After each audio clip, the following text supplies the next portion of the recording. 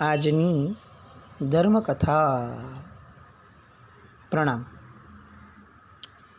પન્યાજી મહારાજની પળોનો વૈભવ. આપણે અત્યાર સુધીમાં જે પળો અનુભવી એ ક્રમ પ્રમાણે અત્યારે આપણે સંવત 2033 એટલે કે ઈસવીસન 1977માં છે. એ વર્ષનું સાહેબનું ચાતુર્માસ થયું હતું પિંડવાડામાં.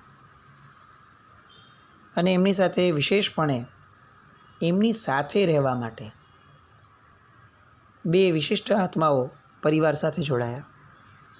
પન્યાશ્રી ધર્મજીત વિજયજી મહારાજ અને મુનિશ્રી જગવલ્લભ વિજયજી મહારાજ. આજે પણ જગવલ્લભશ્રી મહારાજ સાહેબની પાસે બેસવાનું થાય અને પન્યાજી મહારાજ આવો શબ્દ બોલીએ તો કલાકોના કલાકો સુધીની અનુભૂતિઓ એ જગવલ્લભશ્રી મહારાજ સાહેબ પાસેથી સાંભળી શકાય. ફક્ત એક ચાતુર્માસની અંદરમાં એમને એવું લાગ્યું કે જાણે કેટલાય ભવો આપણે જીવી લીધા. પાછું કોઈ ડિરેક્ટ કન્વર્સેશન એવું રોજનું કલાકોના કલાકોનું નહીં. પન્યાજી મહારાજ આગળ આટલો સમય ક્યાંથી નીકળે? એક સાધક આત્મા કોઈને આપીને કેટલો સમય આપી શકે? પોતાની સાધનાઓ જ અપરંપાર હોય. અને તેમ છતાં પણ એ આખા ચાતુર્માસ દરમિયાનમાં સાહેબે જે કેટલીક પ્રેરણાઓ, કેટલીક વાતો અને એમનું વર્તન જે એક બહુ હાલતી ચાલતી યુનિવર્સિટી જેવું હતું, એ જોઈ અને આ બે મહાપુરુષો ધર્મજીત વિજયજી મહારાજ સાહેબ જે પોતે જ એક ઉત્તમતા ધરાવતા ગુરુ ભગવાન અને એ સમયના મુનિવર્ય જગવલ્લભ વિજયજી મહારાજ એ પિંડવાડાના ચાતુર્માસની અંદરમાં અનન્ય પામી શક્યા એવા તત્વો, એવા પદાર્થો, એવા પ્રસંગો, એવી વાતોને એમણે ગ્રહણ કરી. એમાંની એક વાત કે જે સાહેબની જબરદસ્ત પ્રેરણા અને સાહેબનું વર્તન પણ ખરું.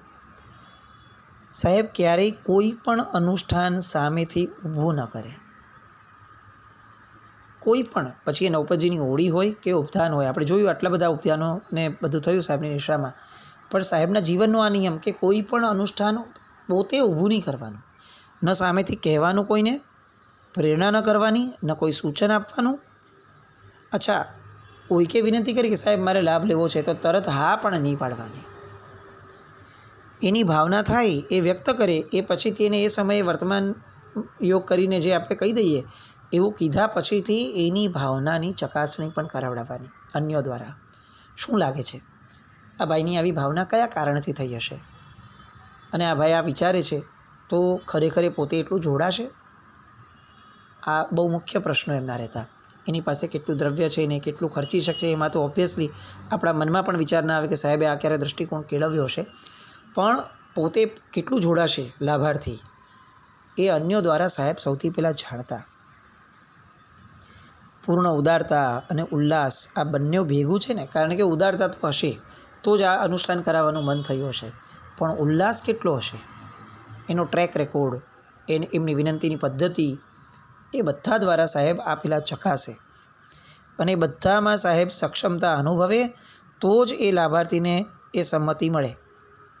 નહીં તો બહુ જ પ્રેમથી સાહેબ કહી દે કે હમણાં અનુકૂળતા નથી, આપ બીજે કરાવી લો અથવા બીજા મહાત્માની નિષ્ઠામાં કરાવી લો, આપણે સરસ આપને લાભ મળી જશે.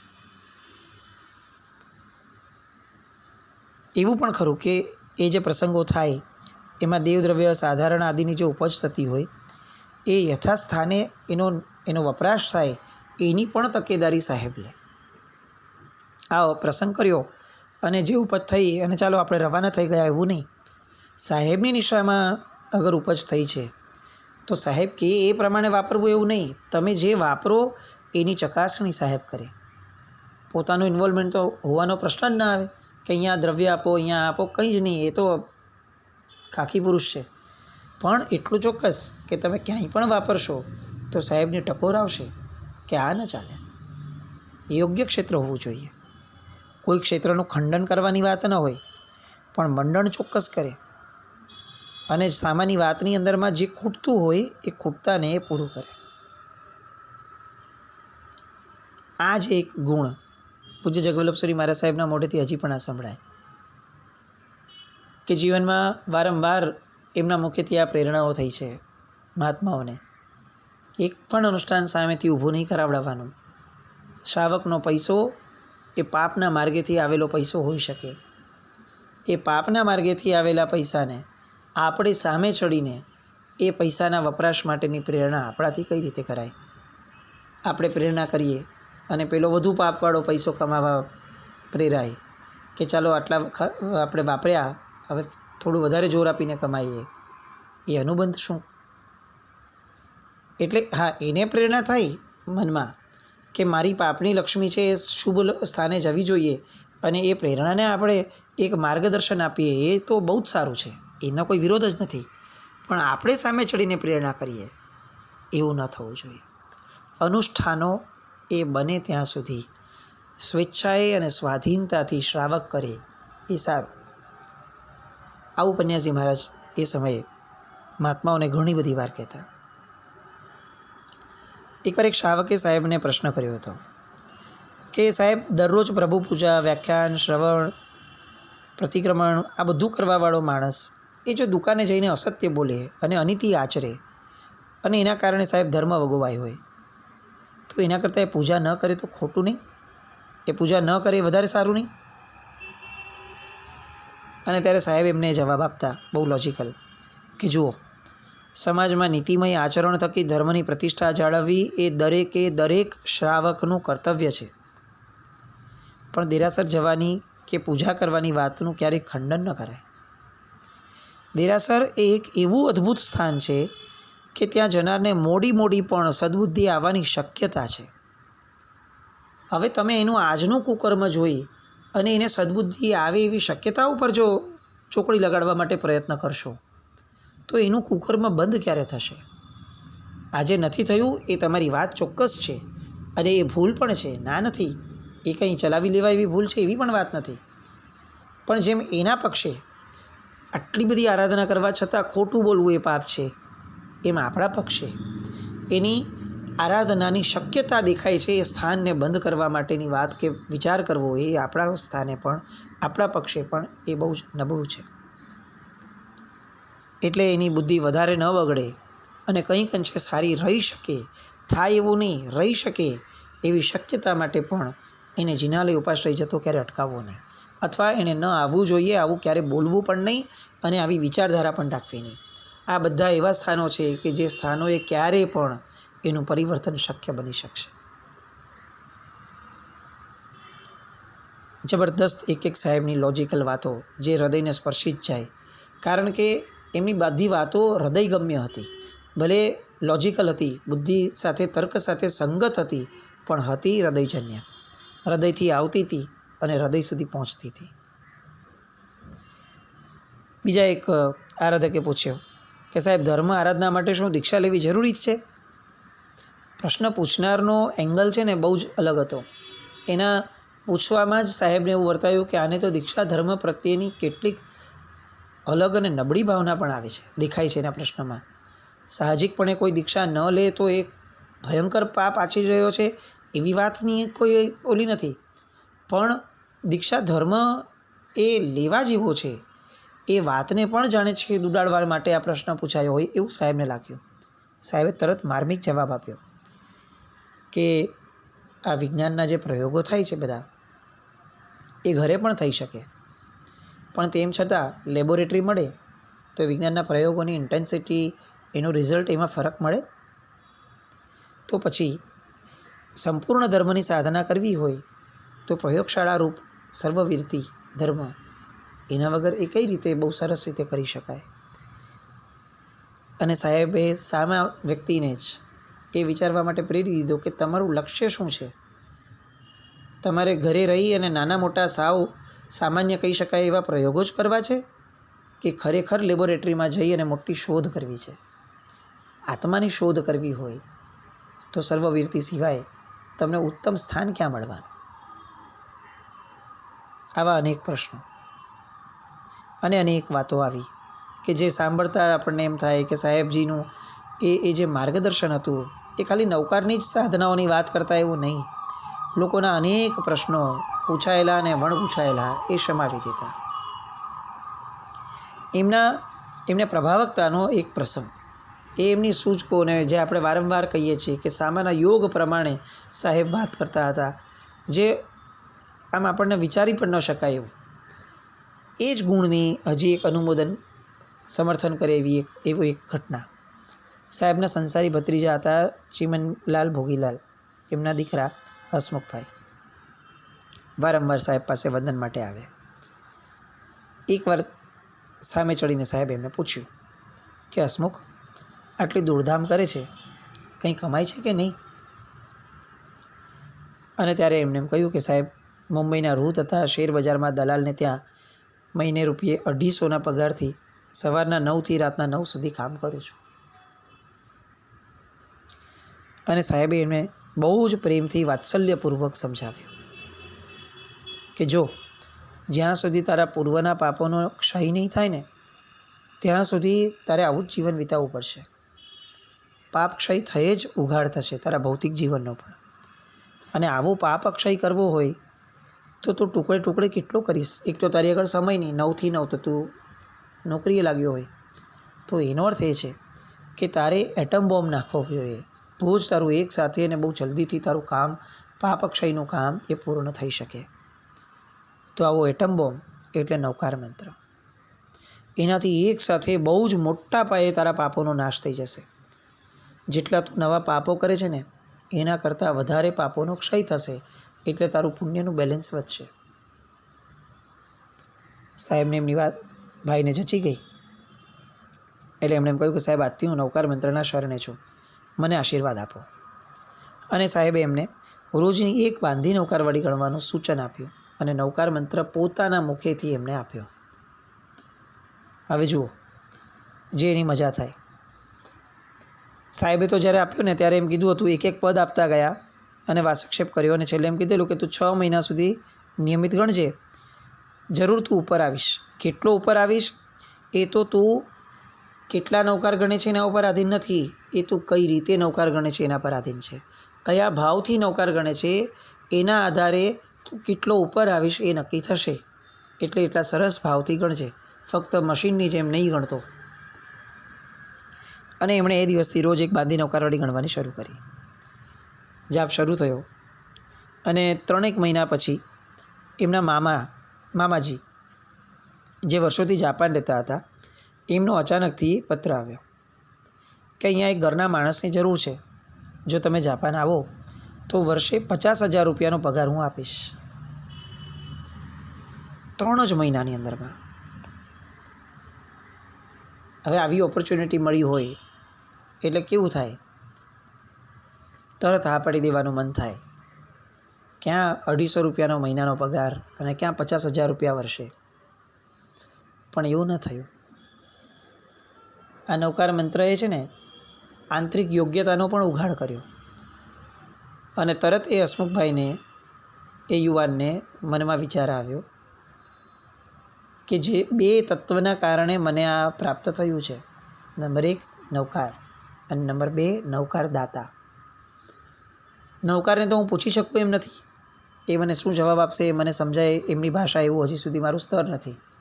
પણ નવકાર દાતાને પૂછ્યા વગર હું આ નિર્ણય કઈ રીતે લઉં?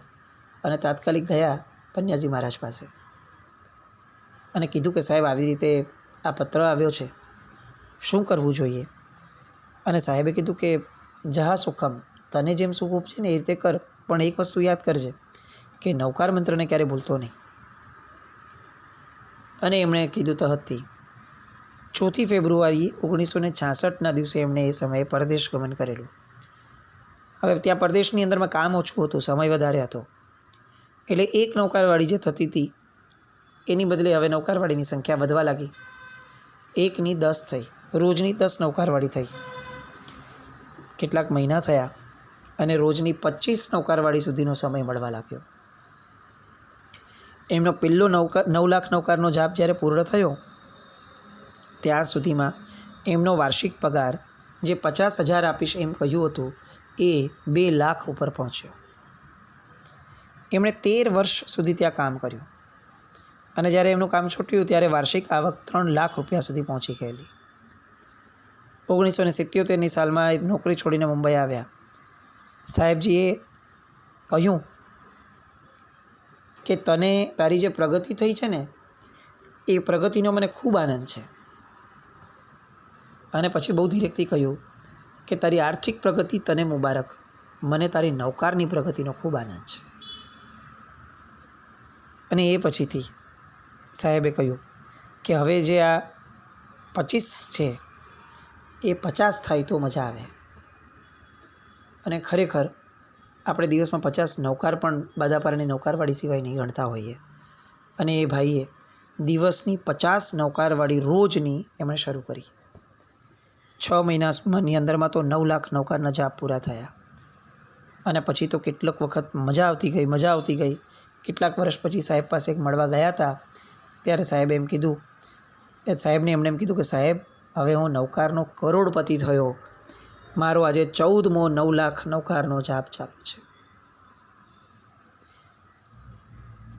અને સાહેબની પાસે જે રડ્યા, એક જ માંગણી કરે કે સાહેબ બસ એવા આશીર્વાદ આપો કે હું ભવોભવ આવા કરોડો નૌકાર ગણી શકું, મને એવી શક્તિ મળતી રહે. જે સાહેબના દાસ બને ને એને સાહેબ નૌકારના દાસ બનાવતા. અને પછીથી એ નૌકારના દાસ જે બને એને જે મળતું ને એ અચિંત્ય હતું. આપણે બહુ સામાન્ય રીતે અચિંત્ય શબ્દ બોલી લઈએ છીએ, પણ ચિંતનમાં પણ ન આવી શકે એવું જબરદસ્ત, એ અચિંત્ય એવું લોકોને મળતું. સાહેબના એક પછી એક આવા પ્રસંગો તો કદાચ આપણે એમ લાગે કે લેતા જ જઈએ. એક હજી પ્રસંગ હતો કે જ્યારે પિંડવાડાની અંદરમાં ઈસવીસન 1978ની અંદરમાં ગગનચુંબી શંખેશ્વર પાર્શ્વનાથ ભગવાનનું ચિનાલય બન્યું હતું. લગભગ પથારીવશ હતા સાહેબ. એ દેરાસરની અંજન શલાકા, પ્રતિષ્ઠા, દીક્ષા, આ બધો 11 દિવસનો મહોત્સવ નિશ્ચય પ્રદાન કરવા માટે 50 મુનિવરો, મુક્તિચંદ્ર સુરીજી, કલાપૂર્ણ સુરીજી, રાજતિલક સુરીજી, આ બધા મહાત્માઓ, જ્યોતિર્ધરો હાજર. પણ બધાની એવી ભાવના કે સાહેબ આપ પાટ ઉપર બેસો કેન્દ્રમાં. પન્યાજી મહારાજ કે આપ તો બધા આચાર્ય છો, હું કેવી રીતે પાટ ઉપર કેન્દ્રમાં બેસી શકું? અને ત્યારે કલાપૂર્ણસુરી મારા સાહેબ આવું કહેતા, સાહેબ આપ આચાર્ય નથી, ચોક્કસપણે નથી, પણ આપ આચાર્યોના પણ આચાર્ય છો. સાહેબની આ ટંકશાળી શબ્દધારા, સાહેબ આપ આચાર્યના પણ આચાર્ય છો. અને બધાની પ્રબળ ઈચ્છાના કારણે અંજન વિધિ પન્યાસજી મહારાજના હાથેથી જ કરવાની વાત સાહેબ પન્યાસજી મહારાજ પાસે મુકાઈ. એમની ચાલવાની પણ તાકાત નહીં, અને સ્ટ્રેચરની અંદરમાં સાહેબને લઈ અવાયા. અને બધાનો આટલો ભાવ, સાહેબે એ ભાવનો પ્રતિભાવ આપ્યો જાણે. અને સ્ટ્રેચર ઉપર આવવા છતાં સાહેબે ભાવસભર એ જેઠ મહિનાની ધગધગતી રણ પ્રદેશની આકરી ગરમીમાં, જિનાલયના ગભારામાં જે સાહેબે કલાકો સુધી રહી અને આખી વિધિ વિધાનની ધારાને જે પૂર્ણ કરી, આવી તબિયતમાં, પૂર્ણ પથારીવશ હોવાની અવસ્થામાં, એ દૈવયોગ સિવાય કંઈ જ ન કહી શકાય. સંવત 2034નો ચાતુર્માસ કલાપૂર્ણશ્રી મહારાજ સાહેબ અને એમના સમુદાય સાથે પિંડવાડામાં થયું. સાહેબની તબિયત વધુ ને વધુ અસ્વસ્થ બનતી ગઈ. ડૉક્ટરોની સ્પષ્ટ ના હતી કે તમને કેટલીક જ વસ્તુઓ ફાવે છે, એટલે તમે હવે 5 તિથિ ફળ વનસ્પતિનો ત્યાગ નહીં કરો, કારણ કે તમારાથી એ જ વપરાય છે.